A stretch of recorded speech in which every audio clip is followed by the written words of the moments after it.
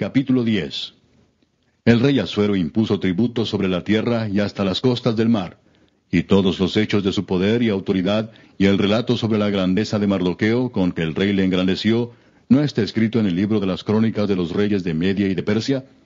Porque Mardoqueo el judío fue el segundo después del rey Asuero, y grande entre los judíos, y estimado por la multitud de sus hermanos, porque procuró el bienestar de su pueblo, y habló paz para todo su linaje. Capítulo 9. En el mes 12, que es el mes de Adar, a los 13 días del mismo mes, cuando debía ser ejecutado el mandamiento del rey y su decreto, el mismo día en que los enemigos de los judíos esperaban enseñorearse de ellos, sucedió lo contrario, porque los judíos se enseñorearon de los que los aborrecían.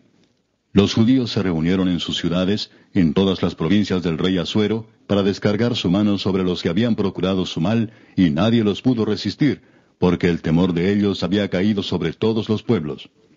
Y todos los príncipes de las provincias, los sátrapas, capitanes y oficiales del rey, apoyaban a los judíos, porque el temor de Mardoqueo había caído sobre ellos.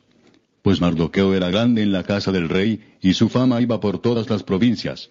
Mardoqueo iba engrandeciéndose más y más. Y asolaron los judíos a todos sus enemigos a filo de espada, y con mortandad y destrucción, e hicieron con sus enemigos como quisieron. En Susa, capital del reino, mataron y destruyeron los judíos a 500 hombres. Mataron entonces a Parsandata, Dalfón, Aspata, Poata, Adalía, Adirata, Parmasta, Arisai, Aridai y Baisata, 10 hijos de Amán, hijo de Amedata, enemigo de los judíos, pero no tocaron sus bienes. El mismo día se le dio cuenta al rey acerca del número de los muertos en Susa, residencia real. Y dijo el rey a la reina Ester: En Susa, capital del reino, los judíos han matado a 500 hombres y a 10 hijos de Amán. ¿Qué habrán hecho en las otras provincias del rey? ¿Cuál pues es tu petición, y te será concedida? ¿O qué más es tu demanda, y será hecha? Y respondió Ester: Si le place al rey, concédase también mañana a los judíos en Susa que hagan conforme a la ley de hoy, y que cuelguen en la horca a los 10 hijos de Amán. Y mandó el rey que se hiciese así. Se dio la orden en Susa, y colgaron a los 10 hijos de Amán. Y los judíos que estaban en Susa se juntaron también el 14 del mes de Adar, y mataron en Susa a 300 hombres, pero no tocaron sus bienes. En cuanto a los otros judíos que estaban en las provincias del rey, también se juntaron y se pusieron en defensa de su vida, y descansaron de sus enemigos, y mataron de sus contrarios a 75,000, pero no tocaron sus bienes. Esto fue en el día 13 del mes de Adar, y reposaron en el día 14 del mismo, y lo hicieron día de banquete y de alegría. Pero los judíos que estaban en Susa se juntaron el día 13 y el 14 del mismo mes, y el 15 del mismo reposaron y lo hicieron día de banquete y de regocijo.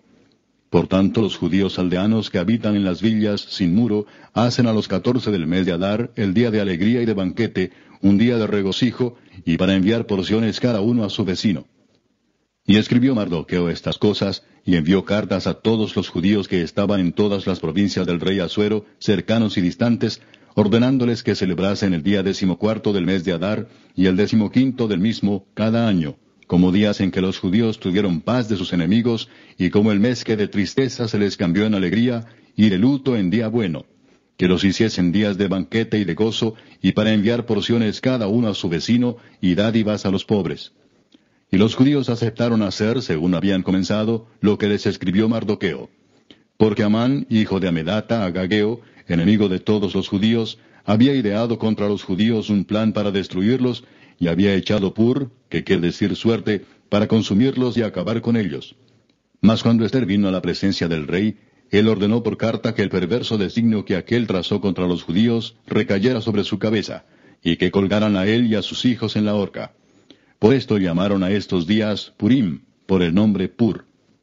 Y debido a las palabras de esta carta, y por lo que ellos vieron sobre esto y lo que llegó a su conocimiento, los judíos se establecieron y tomaron sobre sí, sobre su descendencia y sobre todos los allegados a ellos, que no dejarían de celebrar estos 2 días según está escrito tocante a ellos, conforme a su tiempo cada año, y que estos días serían recordados y celebrados por todas las generaciones, familias, provincias y ciudades, que estos días de Purim no dejarían de ser guardados por los judíos, y que su descendencia jamás dejaría de recordarlos.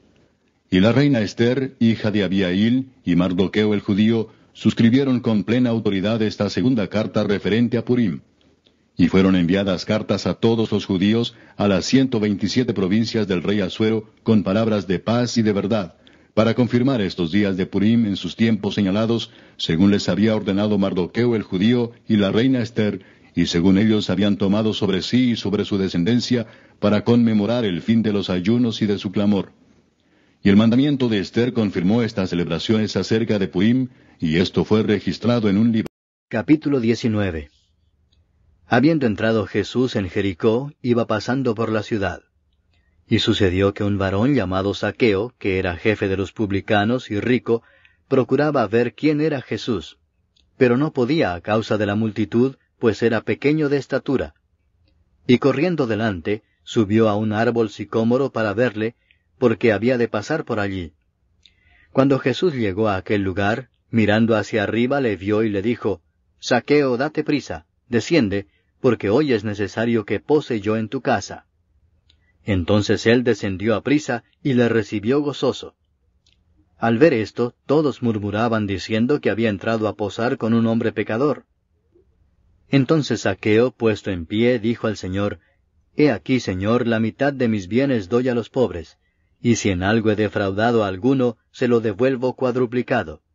Jesús le dijo, Hoy ha venido la salvación a esta casa, por cuanto él también es hijo de Abraham, porque el Hijo del Hombre vino a buscar y a salvar lo que se había perdido. Oyendo ellos estas cosas, prosiguió Jesús y dijo una parábola, por cuanto estaba cerca de Jerusalén, y ellos pensaban que el reino de Dios se manifestaría inmediatamente. Dijo pues, un hombre noble se fue a un país lejano para recibir un reino y volver. Y llamando a 10 siervos suyos, les dio 10 minas, y les dijo, Negociad entre tanto que vengo. Pero sus conciudadanos le aborrecían, y enviaron tras él una embajada diciendo, No queremos que éste reine sobre nosotros. Aconteció que, vuelto él, después de recibir el reino, mandó llamar ante él a aquellos siervos a los cuales había dado el dinero, para saber lo que había negociado cada uno. Vino el primero diciendo, Señor, tu mina ha ganado 10 minas. Él le dijo, Está bien, buen siervo, por cuanto en lo poco has sido fiel, tendrás autoridad sobre 10 ciudades. Vino otro diciendo, Señor, tu mina ha producido 5 minas. Y también a éste dijo, Tú también sé sobre 5 ciudades. Vino otro diciendo, Señor, aquí está tu mina, la cual he tenido guardada en un pañuelo, porque tuve miedo de ti, por cuanto eres hombre severo, que tomas lo que no pusiste y ciegas lo que no sembraste.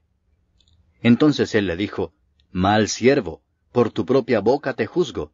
¿Sabías que yo era hombre severo, que tomo lo que no puse y que ciego lo que no sembré? ¿Por qué pues no pusiste mi dinero en el banco, para que al volver yo lo hubiera recibido con los intereses? Y dijo a los que estaban presentes, Quitadle la mina y dadla al que tiene las 10 minas. Ellos le dijeron, Señor, tiene 10 minas. Pues yo os digo que a todo el que tiene se le dará, mas al que no tiene, aun lo que tiene se le quitará. Y también a aquellos mis enemigos que no querían que yo reinase sobre ellos, traedlos acá, y decapitadlos delante de mí. Dicho esto, iba delante subiendo a Jerusalén. Y aconteció que llegando cerca de Betfagé y de Betania, al monte que se llama de los Olivos, envió 2 de sus discípulos, diciendo, Id a la aldea de enfrente, y al entrar en ella hallaréis un pollino atado, en el cual ningún hombre ha montado jamás. Desatadlo y traedlo. Y si alguien os preguntare, ¿por qué lo desatáis?, le responderéis así, porque el Señor lo necesita. Fueron los que habían sido enviados, y hallaron como les dijo. Y cuando desataban el pollino, sus dueños les dijeron, ¿por qué desatáis el pollino? Ellos dijeron, porque el Señor lo necesita.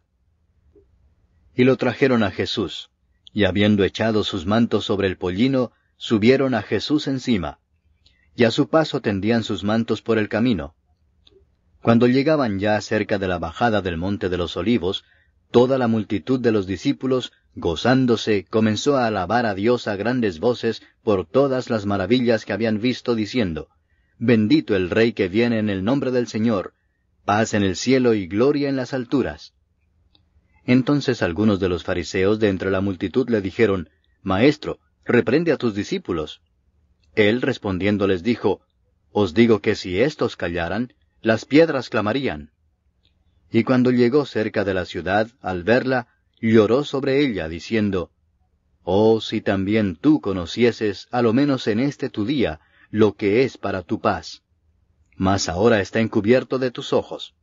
Porque vendrán días sobre ti, cuando tus enemigos te rodearán con vallado, y te sitiarán, y por todas partes te estrecharán, y te derribarán a tierra, y a tus hijos dentro de ti, y no dejarán en ti piedra sobre piedra, por cuanto no conociste el tiempo de tu visitación. Y entrando en el templo, comenzó a echar fuera a todos los que vendían y compraban en él, diciéndoles, Escrito está, Mi casa es casa de oración, mas vosotros la habéis hecho cueva de ladrones. Y enseñaba cada día en el templo, pero los principales sacerdotes, los escribas y los principales del pueblo procuraban matarle, y no hallaban nada que pudieran hacerle, porque todo el pueblo estaba suspenso oyendo